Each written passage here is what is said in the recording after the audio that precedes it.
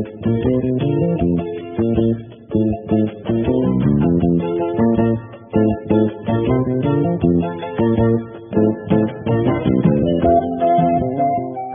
araw ay may dalang mga posibilidad ng tagumpay o kabiguan, ng ligaya o lungkot. Kaya marapat lamang na tanggapin si Jesucristo bilang tagapagligtas at Panginoon. At matapos yun ay panariwain ang katapatan at paglapit sa Kanya bawat araw o day by day. Ang day by day ay naglalayong umalalay sa pang-araw-araw na pamumuhay Kristiyano. Narito po si Pastor Ed Lapis sa mensaheng pinamagatang A Second Look at Biblical Teachings on Diet.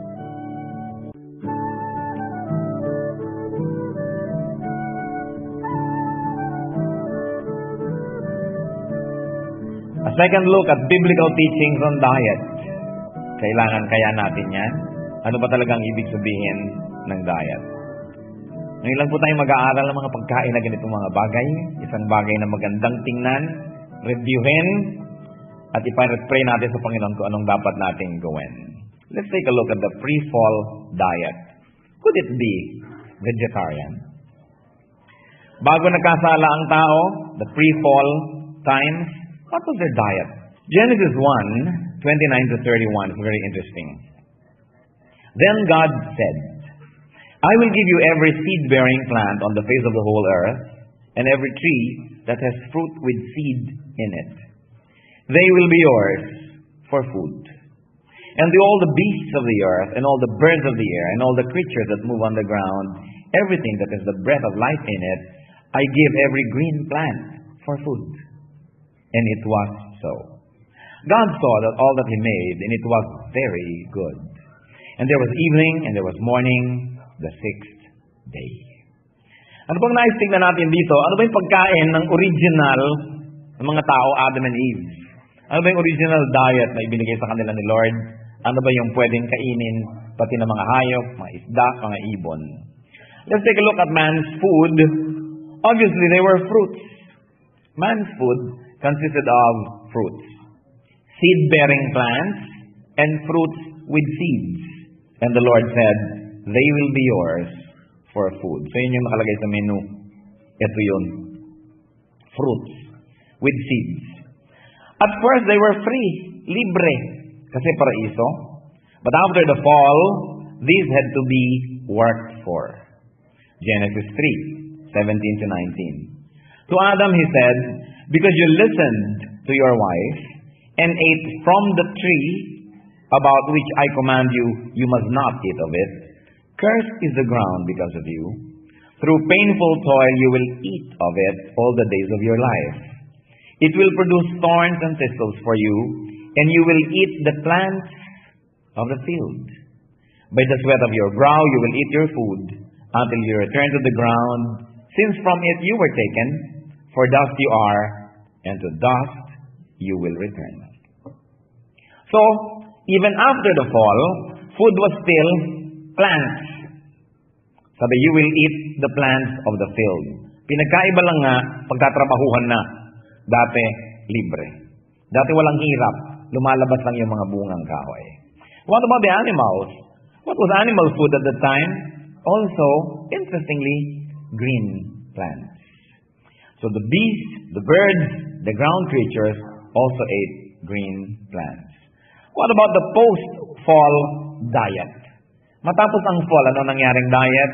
Naging chop suey, but merong but. There's now meron ng vegetables with meat. Let's fast forward to Genesis 4, verses 1 up to 4. Adam lay with his wife Eve, and she became pregnant and gave birth to Cain. She said, with the help of the Lord, I have brought forth a man. Later she gave birth to his brother Abel. Now Abel kept flocks, and Cain worked the soil. In the course of time, Cain brought some of the fruits of the soil as an offering to the Lord. But Abel brought fat portions from some of the firstborn of his flock. The Lord looked with favor on Abel and his offering. The Bible doesn't explain why the Lord found Abel's offering more acceptable But obviously, the Lord looked on it with favor. Suddenly, we see here that the men were raising flocks from plain plant and fruit eaters. Now they were raising flocks, and they were offering animal sacrifices. In fact, the fat portions. And could they be, at the time, already eating meat? We are not sure. But what will they raise these animals for if they were not eating them? But we are not sure. So we fast forwarded. Now let's rewind. Genesis 3, verse 7, right after the fall of Adam and Eve. Then the eyes of both of them were opened, and they realized they were naked, so they sewed fig leaves together and made coverings for themselves. Nung nagkasala sila, nabuksan ang mata at nagkaroon ng malisya, nakita nilang sila'y hubot-hubad, so they got some designer leaves, pinagkahitahin nila, and they put some fig leaves together and made coverings of themselves. But, sabi ni Lord, alam na pala nila na sila'y hubad, nagkaroon na sila ng malisya, pues takpan. Genesis 3:21 to 24. The Lord God made garments of skin for Adam and his wife and clothed them. And the Lord God said, the man has now become like one of us, knowing good and evil. He must not be allowed to reach out his hand and take also from the tree of life and eat and live forever. So the Lord God banished him from the Garden of Eden to work the ground from which he had been taken. After he drove the man out, he placed on the east side of the Garden of Eden cherubim and a flaming sword flashing back and forth to guard the way to the tree of life. So, brothers and sisters, Adam and Eve covered their nakedness with fig leaves. But the Lord covered their nakedness, also their sin. Kasi ito ng manifestation na nag-sin, nagkaroon ng malisya. So the Lord covered their nakedness and their sin with animal skin, which you cannot have unless you killed an animal. So nagkaroon ng blood that was shed. Could the Lord be covering the nakedness and the sin of Adam and Eve with blood? Symbolic of His blood, which will do the final and perfect covering for man's sin later on. So doon pa lang ipinangako. Pag tinignan natin ginagawa ni Lord, His salvation through the blood of the Lamb been instituted and represented by the sacrificed animals? Magandang pag-aralan. Tinakpan ni Adan at ni Eva ang kanilang katawan ng mga dahon, pinalitan ni Lord ng balat ng hayop. Kailangan pumatay ka ng hayop para gawin yon. Effectively, they were covered not only by the skin, but by the blood that was shed, so that the skin could be taken and given to them as clothing. Ipinangako sa Genesis chapter 3 ang salvation. Ipinangako na yung redemption at yung redemptive plan ng Diyos para itong nagkasalang mga taong ito at ang mga darating nila mga offspring ay mahango mula sa kasalanan at mahugasan. Genesis 3:15. And I will put enmity between you and the woman, the Lord God speaking to the serpent, and between your offspring and hers. He will crush your head, and you will strike his heel. So ipinakita na dito, magiging talunan si Satan, dudurugin ng darating na tagapagligtas ang kanyang ulo, pero siya naman ay magagawa ng harm, he will strike his heel.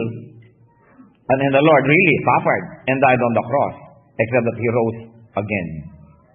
This is one of the distinctives of Christianity. Dadalawa pa lang ang tao sa mundo, ipinangako na ang kaligtasan nila at ng mga darating na mga saling lahi na magtitiwala doon sa ipinangakong tagapagligtas. Yung mga iba ng mga founders and foundations of other religions, with due respect, hindi naman sila ipinangako, hindi naman sila prophesied, basta na sila nangyari, dumating na lang, nagkaroon ng enlightenment, nagturo, may naniwala, nagkaroon ng religion. But Christ was promised. The salvation of the Savior was promised as early as Genesis 3:15. So the Savior was already promised.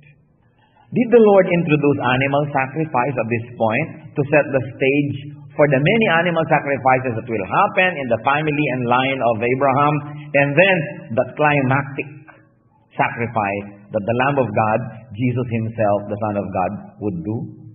These are interesting things to explore. The Bible doesn't explain. It is just there as a given. And another question that comes to mind, since we are talking about diet, Did God introduce or at least allowed meat eating at that time? Anong ginawa dun sa hayop na pinatay para kunin yung balat na itinakip sa kanila? Nag-expand na ba yung diet from pure fruits to now to include meat? We don't know. But what we know is, by Genesis chapter 9, verses 3 to 4, there was already a shift. The Lord says, everything that lives and moves will be food for you. Nadagdagan na. Mga gumagapang, mga lumilipad, mga lumalangoy-langoy. Everything that lives and moves will be food for you. Just as I gave you the green plants, I now give you everything. But you must not eat meat that has lifeblood still in it. So sumama na yung karne sa pagkain ng mga tao, pero may regulasyon. Huwag kainin yung karne na nandun pa yung dugo sa loob. Interesting. We Christians tend to ignore this kind of teachings. So, why introduce meat? Etong tanong. Kulang pa ba ang prutas? Kulang pa ba yung original diet? At pinayagan ngayong kumain ng meat? What for? Why move away from the vegetarian diet? Remember what the Lord said, Aba, ang tao, tulad na ng Diyos. Alam na niya ang knowledge between good and evil. Pumitas siya ng prutas na nakapagbigay ng ganong kaalaman. Baka pumitas pa nung fruit of the tree of life. At pag nakain niya yon, hindi siya mamamatay kailanman. Bawalan siya, palayasin siya sa Eden, at maglagay ng bantay na cherubim with a flaming sword flashing back and forth. Ibig sabihin, he must not be permitted to live forever because he was already stained with sin. And if he is not permitted to live forever, dapat siyang mamatay. At kung dapat siyang mamatay, bakit bigla siya ngayong pinayagang kumain ng mga hayop? May kinalaman kaya? He must not be allowed to live forever.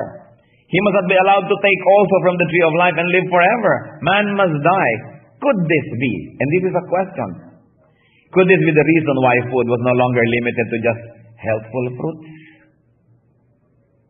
Para magkaroon ng way, entry point, yung mortality and destruction of the flesh? A question that we should all explore. Meanwhile, let's take a look at the post-fall, pre-Christ diet. Tapos na yung fall of man, pero wala pa si Kristong ipinangako. Ano yung diet? Though food choice was extended beyond fruits, it was still limited. Limited. Yung sinabing, I give you everything, is a figure of speech. Pero merong limitasyon. Leviticus 11 narrates all the limitations. Leviticus 11 verses 1 to 8. The Lord said to Moses and Aaron, say to the Israelites, of all the animals that live on land, these are the ones you may eat. You may eat any animal that has a split hoof, completely divided, and that chews the cud. So kailangan yung paa niya, hindi solid, kailangan hati talaga at complete yung pagkakahati, hindi lang isang solid na gano'n ang kanyang paa. Kailangan hiwa-hiwalay, at kailangan labis-labis at panguya-nguya siya at paulit-ulit ng pagnguya ng mga kinakain niya. Hindi basta niya nilulunok. Observe ka ngayon, yung kinakain ko kaya ngumunguya. There are some that only chew the cud or only have a split hoof, but you must not eat them. So kung nag-chew, pero hindi na split yung kanyang paa, hindi hiwa-hiwalay, solid lang, hindi pa rin pwede. O kahit hiwa-hiwalay yung paa, pero hindi nag-chew, hindi pa rin pwede. Dapat all of the above must be met. No? Ito na ngayon, inisa-isa. The camel, though it chews the cud, does not have a split hoof. It is ceremonially unclean for you. The coney, though it chews the cud, does not have a split hoof. It is unclean for you. The rabbit, though it chews the cud, does not have a split hoof. It is unclean for you. And the pig, pork chop, no? Paksiw na pata, lechon, bopis, though it has a split hoof, completely divided, does not chew the cud. It is unclean for you. You must not eat their meat or touch their carcasses. They are unclean for you. So in a nutshell so far, what is a no? Ano ang mga no? Camel. Kaya pag nakakita kayo ng camel, huwag kayo magnasa. Camel, coney, rabbit, pig. Isaiah 65, 2-4. All day long I have held out my hands to an obstinate people who walk in ways not good, pursuing their own imaginations, a people who continually provoke me to my very face, offering sacrifices in gardens and burning incense on altars of brick, who sit among the graves and spend their nights keeping secret vigil, who eat the flesh of pigs and whose pots hold broth of unclean meat. Anong tawag ni Lord doon? An obstinate people. Hindi ka matitigas ang mga ulo. Ano daw yung mga yes that fills the requirement? Sheep, cattle, goat. Pwede. Sabi ng binabasa natin. Leviticus 11, 9-12. Of all the creatures living in the water, eto na, of the seas and the streams, you may eat any that have fins and scales. Lahat daw ng may kaliskis at may palikpik, pwedeng kainin. But all creatures in the seas or streams that do not have fins and scales, halimbawa ay kandule, halimbawa ay hito, whether among all the swarming things or among all other living creatures in the water, you are to detest. And since you are to detest them, you must not eat their meat, and you must detest their carcasses. Anything living in the water that does not have fins and scales is to be detestable to you. Kasama ho ba ang talangka at ang burong talangka? Ang crabs, ang lobsters, may palikpik ba? May kaliskis ba? Alam niyo ang sagot. So ano daw yung mga yes? Any water creature with fins and scales. Yes daw yun. Ano yung mga no? Any water creature without fins and scales. Sabi, pandidirihan nyo, you are to detest. Leviticus 11, 13-19. Ngayon pa lang may nagsasabi na sa inyong, OT naman yan Old Testament yan. Old Testament yan, basta.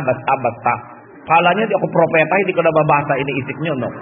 Leviticus 11, 13-19. These are the birds you are to detest and not eat, because they are detestable. The eagle, lalo na yung monkey-eating eagle, no? Pinapreserve natin yan. The vulture, the black vulture, the red kite, any kind of black kite, any kind of raven, the horned owl, the screech owl, the gull, any kind of hawk, the little owl, the cormorant, the great owl, the white owl, the desert owl, the osprey, the stork, any kind of heron, the hoopoe, and the bat. In other words, no, ang eagle, vulture, kite, sabagay, sino ba may gustong kumain ng vulture, no? Any kind of raven, mga uwak, at lahat ng uri ng kwago, owl, mga owl, and gull, and any kind of hawk, etc., etc. Binanggit na natin lahat. Leviticus 11, 20-23. All flying insects that walk on all fours, apat na paa at naglalakad pero may pakpak, are to be detestable to you. There are, however, some winged creatures that walk on all fours that you may eat, those that have jointed legs for hopping on the ground. Of those you may eat any kind of locust, katydid, cricket, or grasshopper. But all other winged creatures that have four legs, you are to detest. So lahat ng mga insektong lumilipad, may apat na paa, pero hindi baloktot yung paa at hindi tatalon-talon like the grasshopper, hindi pwedeng kainin. So ano yung mga no? Four-legged insects with wings. Halimbawa, paru-paro. So parang kumakain naman kayo ng paru-paro. No? Ano daw yung mga yes? Those with jointed legs for hopping, like the locust, the katydid, cricket, and grasshopper. At least, may natira pa mga tipaklong na pwede palang escabeche. Leviticus 11, 27-30. Of all the animals that walk on all fours, those that walk on their paws are unclean for you. Whoever touches their carcasses will be unclean till evening. Anyone who picks up their carcasses must wash their clothes, and he will be unclean till evening. They are unclean for you. So yung naglalakad on paws. Of the animals that move about on the ground, these are unclean for you. The weasel, the rat, any kind of great lizard, the gecko, the monitor lizard, the wall lizard, the skink, and the chameleon. So ano yung mga no? Those that walk on their paws like dogs and cats. No? Hindi sila dapat kinakain daw. And those that move about on the ground, either they are walking, lagi silang nakadikit sa lupa, o gumagapang. Weasel, rat, lizard, gecko, skink, chameleon, snakes. Kasali na. Luke 11:39. If an animal that you are allowed to eat dies, anyone who touches the carcass will be unclean till evening. So ano bang hindi pwede? Yung animal na okay, pero double dead. Yung namatay na bago mo kinatay, hindi pwede. Unclean. Leviticus 11:44-47. I am the Lord your God. Consecrate yourselves and be holy, because I am holy. Do not make yourselves unclean by any creature that moves about on the ground. I am the Lord who brought you up out of Egypt to be your God. Therefore, be holy, because I am holy. These are the regulations concerning animals, birds, every living thing that moves in the water, and every creature that moves about on the ground.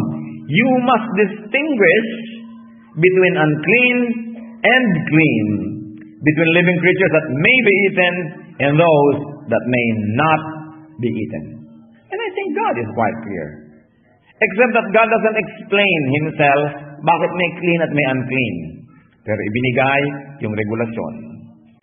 1 Samuel 14:34. Then he said, Go out among the men and tell them, Each of you bring me your cattle and sheep, and slaughter them here and eat them. Do not sin against the Lord by eating meat with blood still in it. So everyone brought his ox that night and slaughtered it there. O baka nag-iisip naman kayo na sumasali na tayo doon sa mga kung ano-anong mga grupo-grupo dyan na hindi kumakain ng dinuguan. Kita nyo naman sa Bible, nagmumula, it speaks for itself. So there are people who obey it and there are those who don't. So ano na naman yung mga no? Blood. Kahit acceptable yung meat, but with blood in it, huwag daw.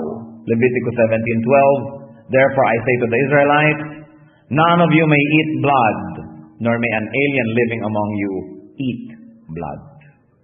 Leviticus 3:14. From what he offers, he is to make this offering to the Lord by fire, all the fat that covers the inner parts or is connected to them.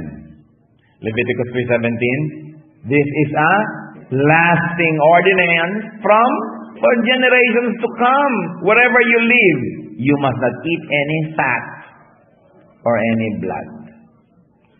So ano na naman ang hindi kasaling dapat kinakain? Mga taba. Kung taba pa lalo ng talangka, aligi, ang sarap. At mga lamang loob. At pati daw yung mga taba na nagko-connect sa mga lamang loob, hindi kasali. Paano na yung bopis? Paano na yung bok choy? Etc. etc. Let's take a look at the post-Christ diet. O dumating na ang Kristo, niligtas na ang tao, New Testament Church, ano nangyari sa diet? How come many Christians eat nearly anything? How come many Christians eat nearly even unclean foods? One reason is that they extend the symbolic meaning of some verses, like Acts 10:9-17. This is an interesting verse. The Lord obviously wanted the Christian faith to spread even among non-Israelites, even among the Gentiles. And the Lord was preparing Peter to minister to Cornelius, a Roman centurion, who was very good as a person, and God honors his goodness, and now the Lord likes to complete the goodness of Cornelius by exposing him to salvation by faith, yung accepting Jesus as Savior and Lord. And the Lord would send Peter to Cornelius. But there is a cultural problem. The Romans were unclean people. Sila'y Gentiles. And the Jews will never have any associations with Gentiles. But the Lord would send Peter to the house of Cornelius to teach them salvation. So Peter had to understand that he had to go out of these restrictions in order to bring the gospel to the people that you might call unclean. So he went up on the roof, he slept, and had a vision. Let's read Acts 10, verses 9-17. About noon the following day, as they were on their journey and approaching the city, Peter went up on the roof to pray. He became hungry and wanted something to eat, and while the meal was being prepared, he fell into a trance. He saw heaven opened and something like a large sheet being let down to earth by its four corners. It contained all kinds of four-footed animals, as well as reptiles of the earth and birds of the air. Then a voice told him, "Get up, Peter, kill and eat." "Surely not, Lord," Peter replied. "I have never eaten anything impure or unclean." The voice spoke to him a second time, "Do not call anything impure that God has made clean." This happened 3 times, and immediately the sheet was taken back to heaven. While Peter was wondering about the meaning of the vision, the men sent by Cornelius found out where Simon's house was and stopped at the gate. In other words, Cornelius was already sending his men to fetch Peter to invite him to go to his house and teach them about Jesus. Peter would not do that because it was not traditional to go to the house of unclean people. So to prepare him to do such a thing, to get out of a box, yung tradition na hindi sila pupunta sa mga unclean people, nagkaroon siya ng vision of unclean animals and the voice from heaven saying, "Kumain ka, pagkakainin mo yan." Sabi na, hindi pa ako nakakakain ng mga unclean things sa buong buhay ko. At sabi ng boses, magdahan-dahan ka ng pagsasalita, huwag kang mga tawaging unclean, yung ginagawa ng heaven na clean. May dalawang line of thinking tungkol dito. Either one, it is only symbolic at ina-encourage si Peter to get out of tradition so that he could share the cleanliness of Christ with otherwise an unclean group of people. So sinabing, sige na, okay lang, pumunta ka doon, break tradition to spread the gospel. Go there. Symbolic ang meaning ng vision. Meron naman nag-iisip, through that vision, God in heaven declared all food to be clean. Therefore, Christians now may eat anything. So ganun nga ba yun? Dapat i-process, dapat pag-aralan. Sinupercede ba nitong event na ito yung takot-takot na inutos sa Leviticus? O ito ay gagamitin lang symbolically? Ibig sabihin, pag salvation ang pag-uusapan, pag sharing the gospel ang pag-uusapan, di bali na nakalimutan mo na yung mga dating tradisyon at restriction dahil kaluluwa ang nakataya. O talaga bang pinayagan tayong kainin ng lahat, kaya mula sa oras na yun, pwede na. Should the story be taken as a license to eat anything? Or should the story be taken as a symbolic presentation? The Bible doesn't say. There's another reason why many Christians eat anything. Because once more, they do an extension. They extend the meaning of Matthew 15:16 to 20. At anong sabi dyan? Maraming nagre-reklamo kay Lord, bakit ang mga disciples mo hindi naghuhugas ng kamay bago kumain? Tradisyon natin yan. Nakakakain sila ng mga marurumi. Matthew 15:16 to 20, the Lord says, "Are you still so dull?" Jesus asked them, "Don't you see that whatever enters the mouth goes into the stomach and then out of the body? But the things that come out of the mouth come from the heart, and this make a man unclean. For out of the heart come evil thoughts, murder, adultery, sexual immorality, theft, false testimony, slander. These are what make a man unclean. But eating with unwashed hands does not make him unclean." So ang reading ng iba, kung sinabi ni Lord na it's not important what gets into the mouth, but what gets out of it, therefore, dineclare na rin daw niya all foods to be clean. But the context here is, the Lord is not saying it's okay for just anything to enter the mouth, kundi yung lamang possible unclean things that an unwashed hand may convey into the mouth. Pero hindi sinabi na yung mga bawal pagkain, kumabit na rin doon sa kamay at nakain na rin at pwede. So it is an extending of the meaning of the verses. From eating with unwashed hand, dirty but not spiritually unclean, to eating anything. Ganun ba yung ibig sabihin nun?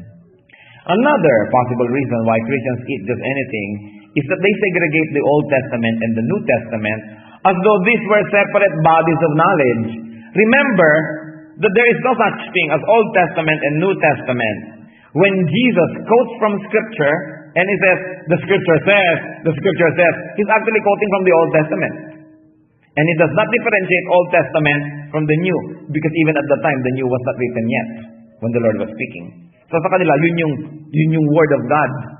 Kung magkadugtong yan, it's only for scholarship that they are separated into Old Testament, New Testament. But actually, there's only one Word of God. There's only one book, really. Kaya nga sabi sa Acts 15, ito, pagkatagal lang natapos yung si Kristo, umakyat na sa langit, na-establish na yung Christianity, talaga nga ba na binura yun ng mga regulasyon? Acts 15, 19 to 20.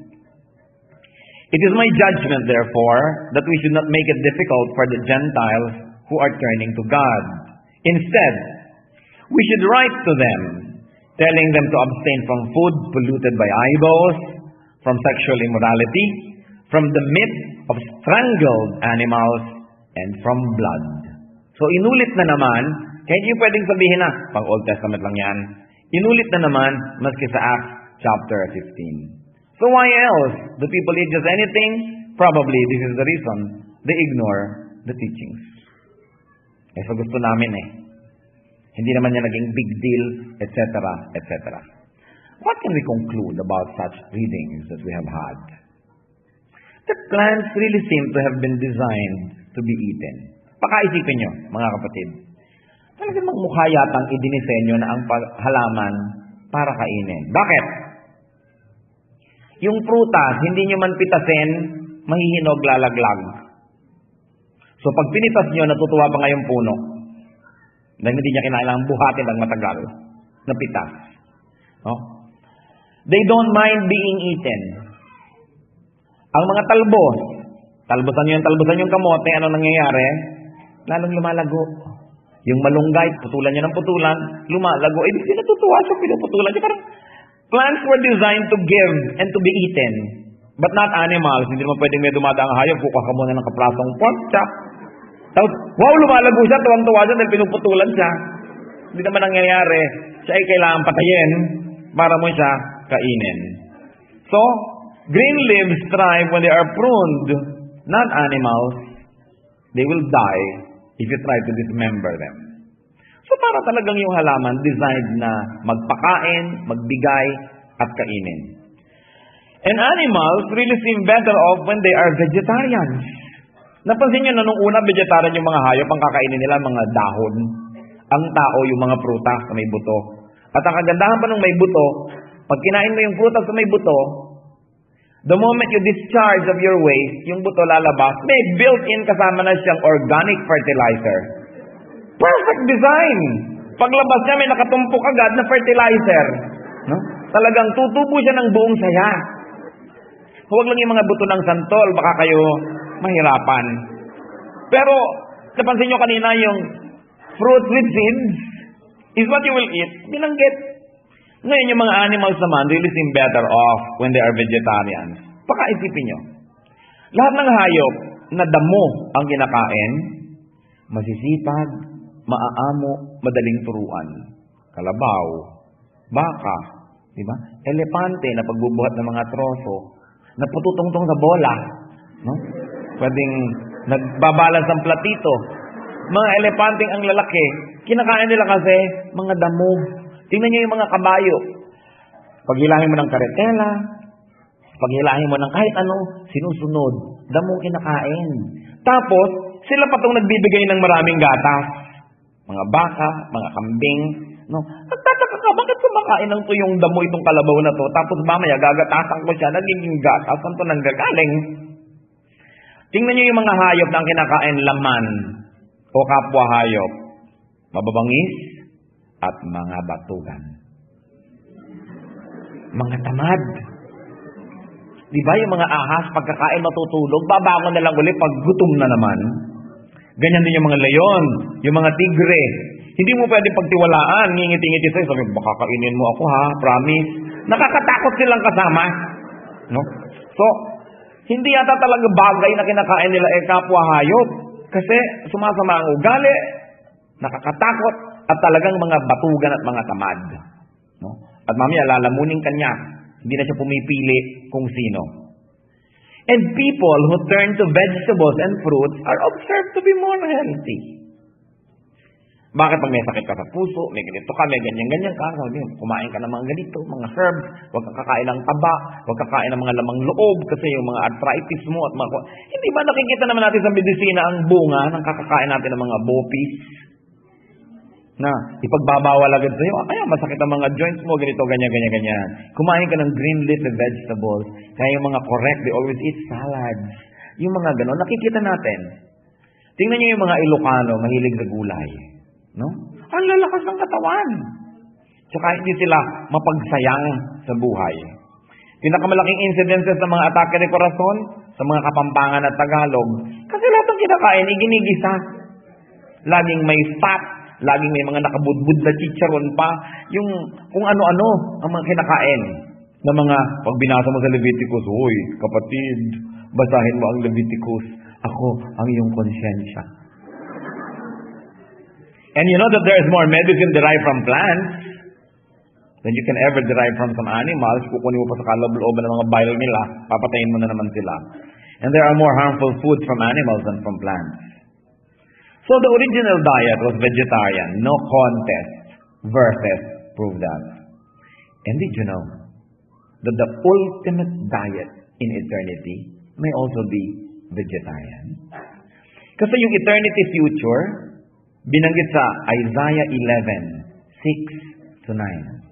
Si Isaiah has been to the future at sinabi niya yung mangyayari sa future. Yung bang merong eternal rulang God on His holy mountain?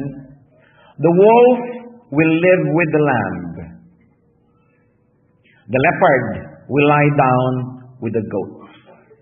The calf and the lion and the yearling together, and a little child will lead them. The cow will feed with the bear, their young will lie down together, and the lion will eat straw like the ox. The infant will play near the hole of the cobra, and the young child will put his hand into the viper's nest. They will neither harm nor destroy all my holy mountain.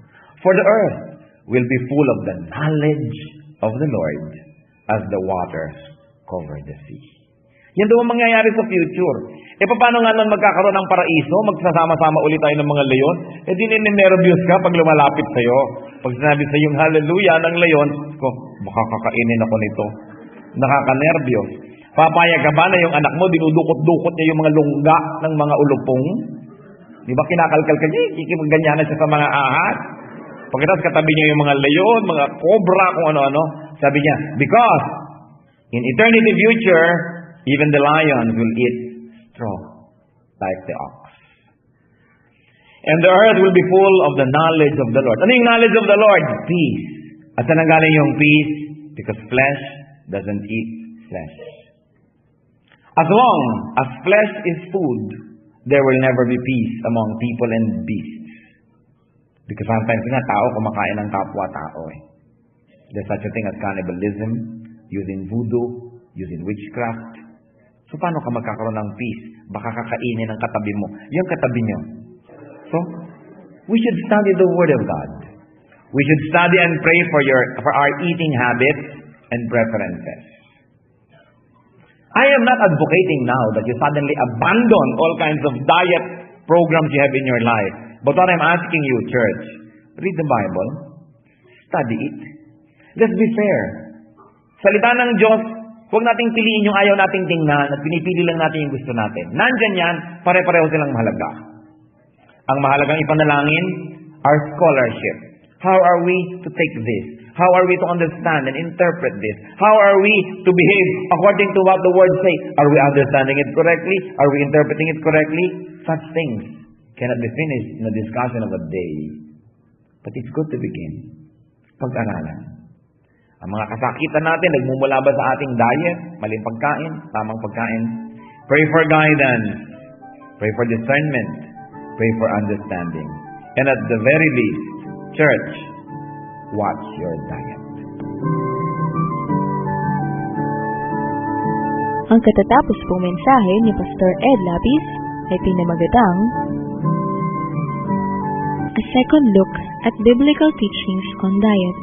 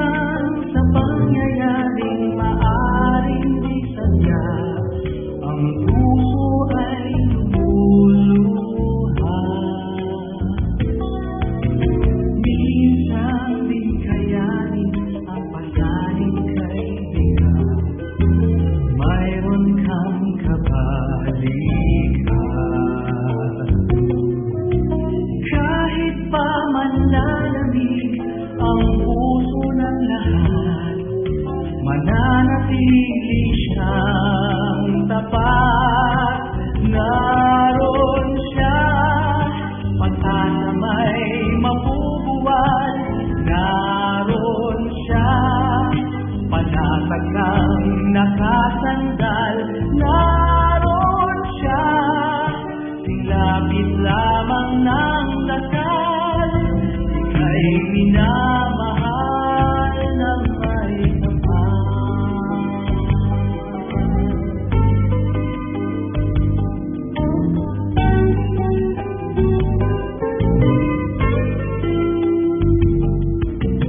Kung unti-unting lumayo, huwag hayaang maglabo.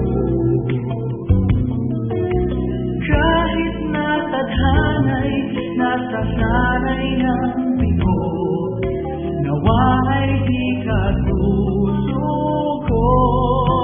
Naroon siya, pag-asa may mabubuwan. Naroon siya, panatag kang nakasandal. Naroon siya, silapit lamang ng dasal. Ika'y minamahal ng may kapal.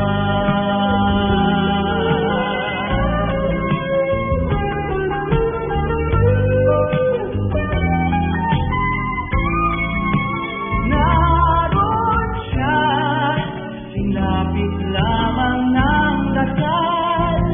Ika'y minamahal ng may kapal. Ika'y minamahal ng may kapal.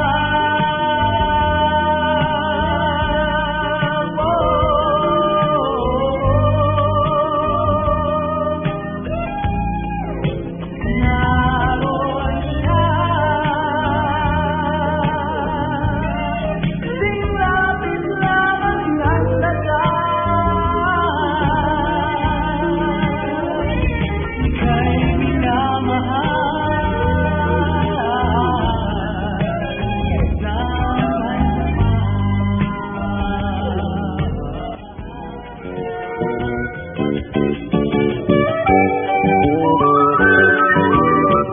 Oras na po para pansamantalang magpaalam ang programang Day by Day. Tayo po'y magsama-sama mula Lunes hanggang Biyernes.